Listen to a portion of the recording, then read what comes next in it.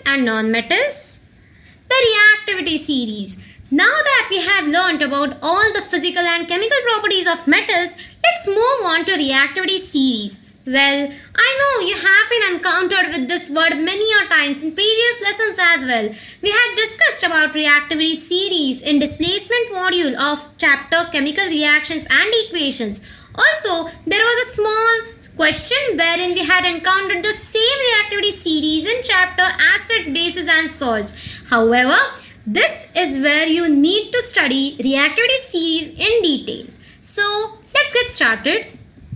The displayed picture is nothing but reactivity series, okay? It has all the elements listed down in a specific order and you are expected to know or to memorize all these elements in the same order. Why is this order important? Now, what do you think is this order? Like, why should potassium be always at the top? Or why should gold be always at the bottom? Or you can say, why should sodium come always under potassium?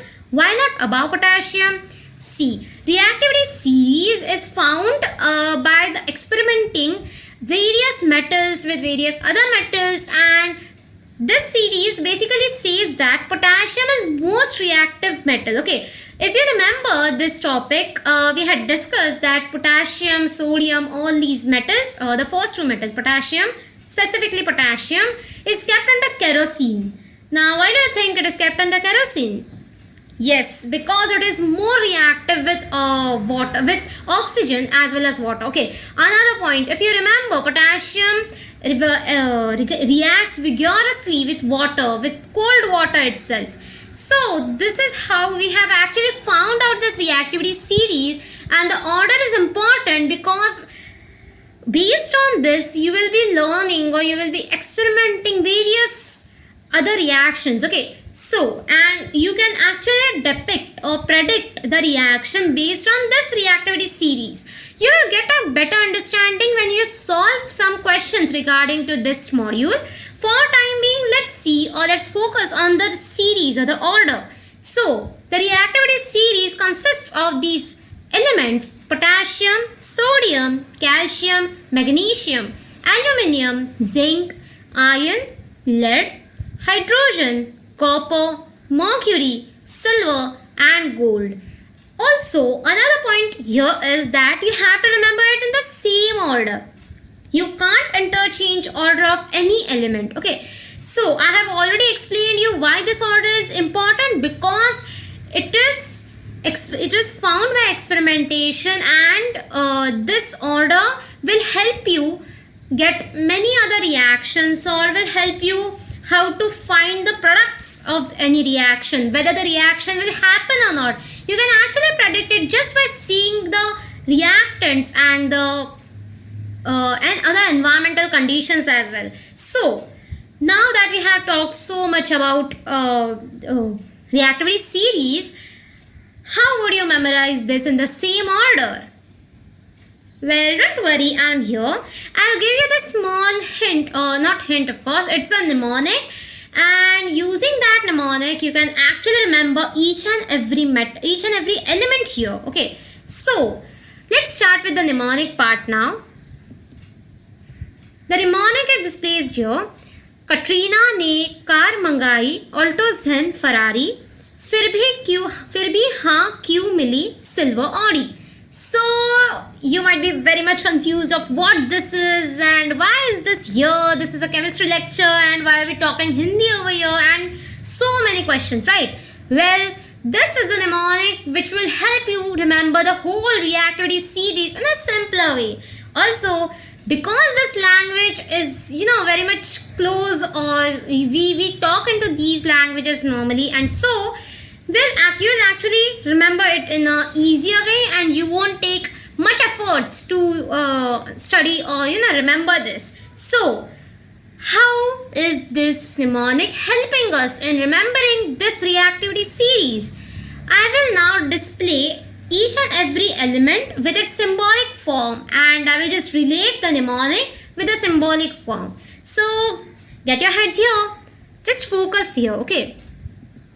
Katrina, K, Na, which is sodium, and K is potassium. Okay, so Katrina, K, potassium, Na, sodium, Car will resemble Ca, which is calcium, Mangai will resemble magnesium, which has the symbolic form Mg, Alto will resemble aluminium, which has the symbolic form of Al, Zn, zinc, Ferrari, Fe, iron. So I hope you remember this, that iron has a symbolic form of Fe, and even in Ferrari, if you see these first two letters over here, which is Fe, it is the same as we use in iron.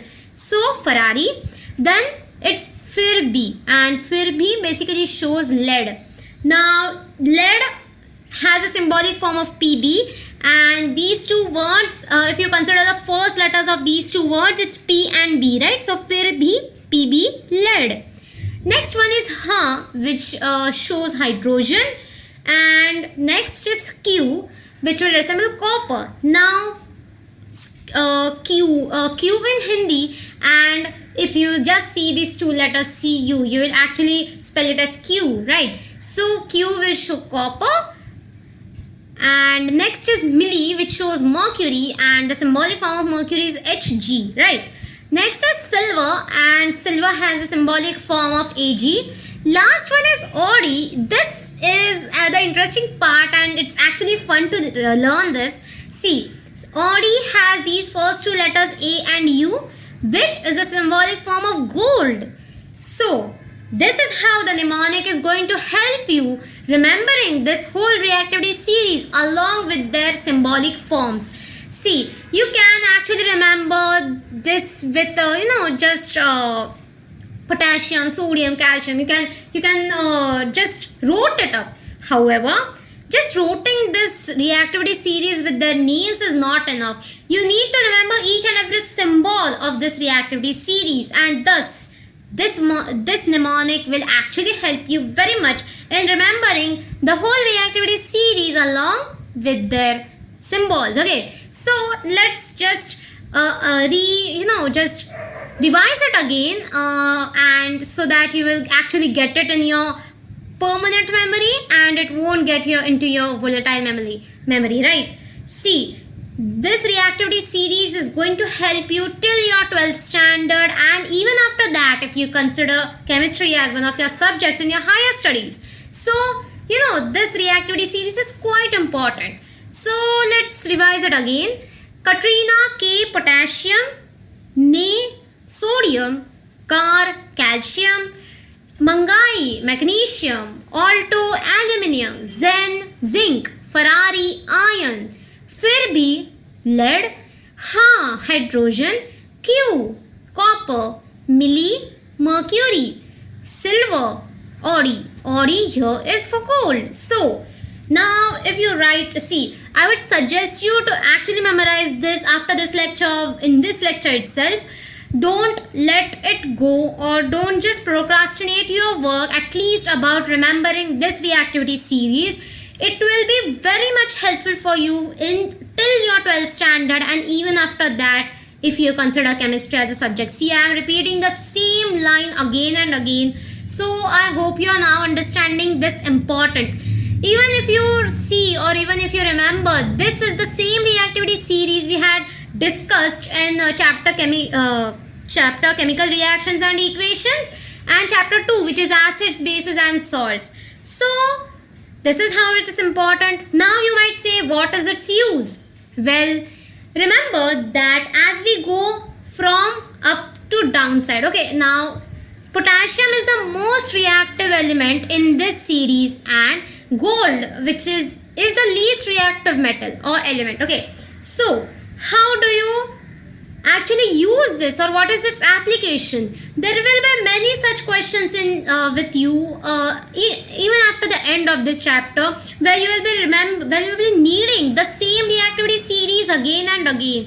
And while solving those questions, referring the same reactivity series again and again, or referring any book or any paper for remembering it is not a good practice, at least from your examination point of view. And so you have to remember it. Now another point to note here is, in reactivity series, the top part or the upper part is always more reactive and the lower part is always less reactive. So we say that potassium is most reactive element and gold is the least reactive element in the reactivity series. Next point to note here is, suppose we take the example of copper and so let's consider the copper and iron, these two metals. Okay, so what do you think will be the use, or if you remember the chapter chemical reactions and equations where we had discussed about displacement reaction, we had used the reactivity series to actually predict whether the reaction will be happening or not, or whether the reaction is possible or not. So suppose you are taking this copper sulfate solution and you are dipping all the metals in it. So what will happen is, in this copper sulfate solution, the elements below copper, now see, because copper sulfate solution has copper, we are taking the reference element here as copper. Now all the elements below copper won't react in copper sulfate solution. So if you put gold in copper sulfate solution, it won't react. If you put silver in copper sulfate solution, it won't react. If you kept mercury or if you dip mercury in it, it won't react. However, if you put lead in copper sulfate solution, it will react to form lead sulfate solution. So you can say that lead is more reactive than copper because lead is above copper, and mercury, silver, gold didn't react with copper sulfate solution because it is below copper in the reactivity series. So now you are getting its application. Okay, another example. If you put iron nail into copper sulfate solution, we actually see the color of copper sulfate solution becoming green, and you will see this copper metal deposited all over the iron nail, right? So why does this happen? Because iron is more reactive than copper. And how we see that? Because iron is above copper in the reactivity series. So that's how you actually use it. Use this reactivity series in your daily life, or in every question, especially in displacement reaction. So you can say that this reactivity series will be helpful for you solving the questions related to displacement reaction specifically. Also, these questions have many other applications as well. The reactivity series has its own application. Another point to remember here is, in the as shown in the displayed picture, as we go down the line in the reactivity series, the reactivity decreases. Okay, so you might be thinking that I am repeating the same points again and again. Yes, I am repeating because it's quite important, and this should go directly to your non-volatile memory. Okay, so you should not forget this in any cost. Okay.